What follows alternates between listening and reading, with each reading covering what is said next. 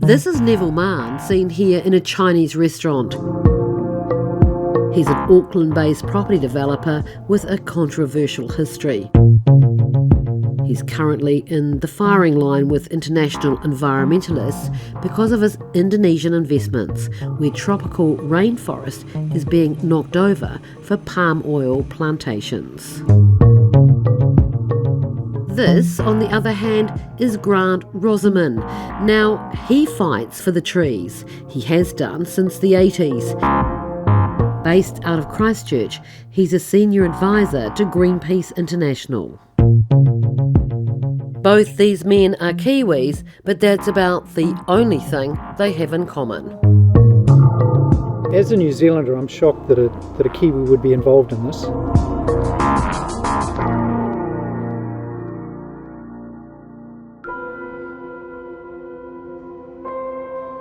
They call it the Amazon of the Asia Pacific. It's the third largest rainforest on Earth, one of the last intact expanses that is left. Pristine, ancient, and under threat.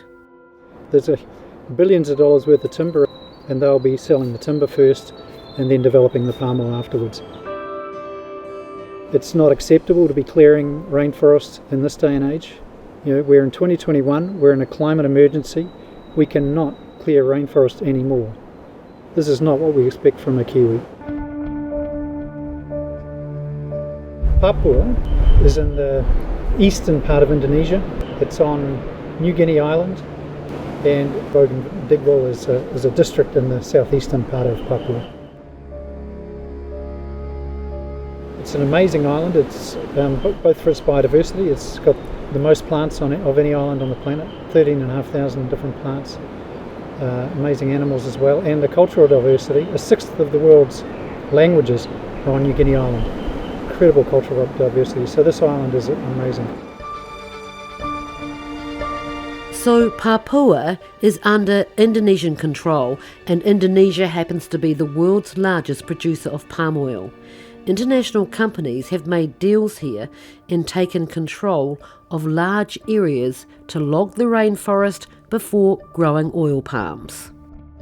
In Papua, they still have the forest remaining. 83% is still in forest, and it's a massive area. It's 33 million hectares. It's 1.25 times the size of New Zealand. A lot of rainforest. The demand for palm oil, which is used in food production, cosmetics and biofuel, has sped up the destruction of forests here in Papua. If we don't keep this rainforest, we will not stay under 1.5 degrees or 2 degrees. It's as simple as that. It's a massive expanse of forest, holding massive stores of carbon. If we lose this forest, then we don't survive climate change. We're in a different world of climate change. That's how important it is for everyone. This satellite mapping system, set up by a French scientist, tracks deforestation and plantation development. It means environmental campaigners know what's happening with all the international concessions in near real time, including these ones here involving a New Zealander. When we started investigating, we found the 7 concessions there, and we found that they were owned by different parties, some from United Emirates, some from Malaysia, but 3 of the concessions we found were owned, and majority owned, by a New Zealander, Neville Mann. And that was a shock for us. We've never seen a New Zealand investor like this involved in this kind of activity. Mann is a controversial figure in the business world. Many of the companies he's been involved in have found their way into the New Zealand courts. Battles that involve millions of dollars are ongoing, and Mann himself is fighting efforts to bankrupt him.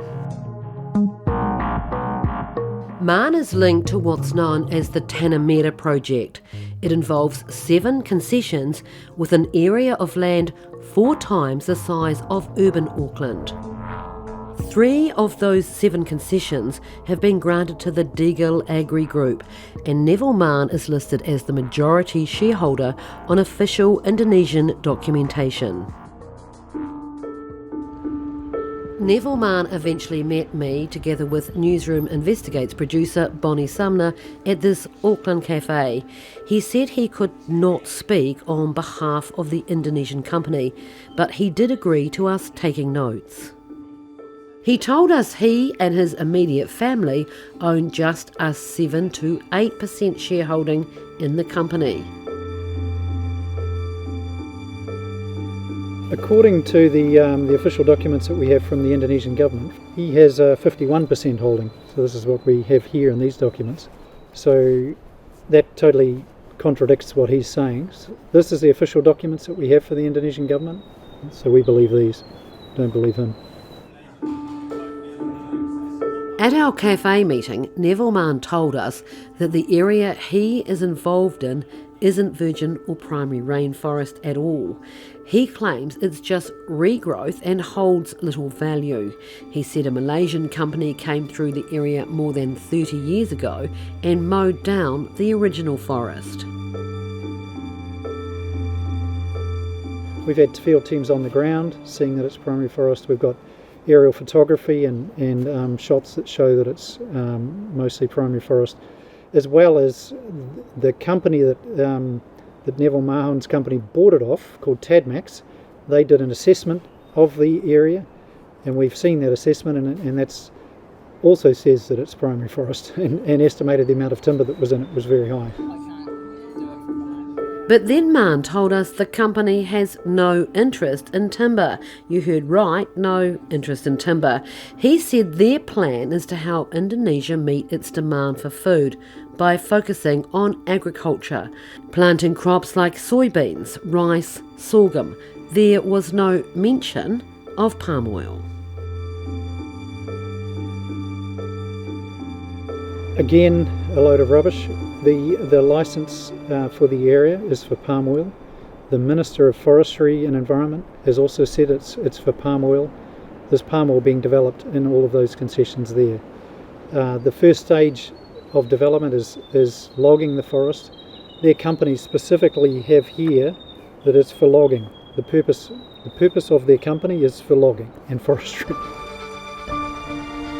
And this recent judgment from the Auckland High Court. It refers to Mann's evidence about his equity interests in his joint venture forestry operation, along with monies owed to him. Greenpeace has published a list of companies and individuals from all over the world who have benefited from deforestation in Papua, and it now features Neville Mann and partner Jones Rumenkan from a well-known Indonesian family. The Rumenkangs are a well-connected Indonesian family and are connected to the founding of the Democratic Party in Indonesia. So they have taken over the concessions together with Mahan as an investment. So it was Jones Rumenkang, the managing director of Deagle Agri, Mann told us to send our questions to. In an extensive reply published in our written story, he says that they are abiding by all the relevant regulations. Companies like the Rumenkangs can make claims about following regulations and doing the right thing, but the evidence that we see on the ground is that they're not. And certainly if they say they're going to implement an NDPE, a no deforestation, no peatland and no exploitation policy, then we would expect to see high carbon stock approach assessments, we would expect to see high conservation value assessments, we would expect to see free, prior and informed consent processes being done with the local community, and we're not seeing any of those. So we've got no reason to believe that they're following through on their words and what they claim to be doing. But the Indonesian company Deagle Agri is adamant they are in full compliance with all regulations. They sent us a further response this month saying the company's sustainability policy provides for free, prior and informed consent of the Indigenous communities affected. The companies ensure that the tree removal, delineation of wildlife corridors and land preparation is to the highest farming and agricultural standards in the world. It also said Neville Mann does not own 51% of the companies. He is the beneficial owner of a small shareholding. However big or small that beneficial shareholding is, Newsroom understands that this year Mann was predicted to have made a profit in the millions of dollars. We focus on the deforestation and we can monitor that from satellites so we can see what's going on, and we don't believe it's a good thing for a New Zealander like Neville Mahon to be there destroying the forest and basically staining the reputation of all New Zealanders in the process of doing that.